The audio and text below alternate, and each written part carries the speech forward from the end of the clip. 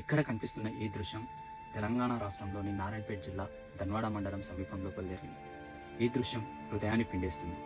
అనేక పక్షుల ఆర్తనాదాలు నా మనసుని ఎంతగానో కలిసివేశాయి.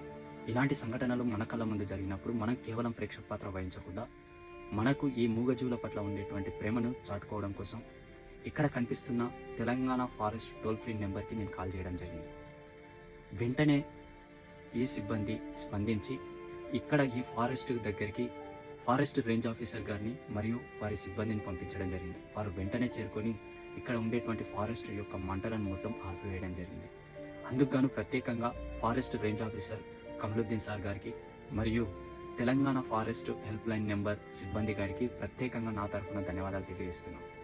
ఇది సమ్మర్ సీజన్ కాబట్టి అనేక చోట్ల ఇలాంటి సంఘటనలు జరుగుతుంటాయి కాబట్టి మీరు కూడా బాధ్యత గల పౌరుల్లాగా ఉండాల్సిందిగా కోరుతున్నాను.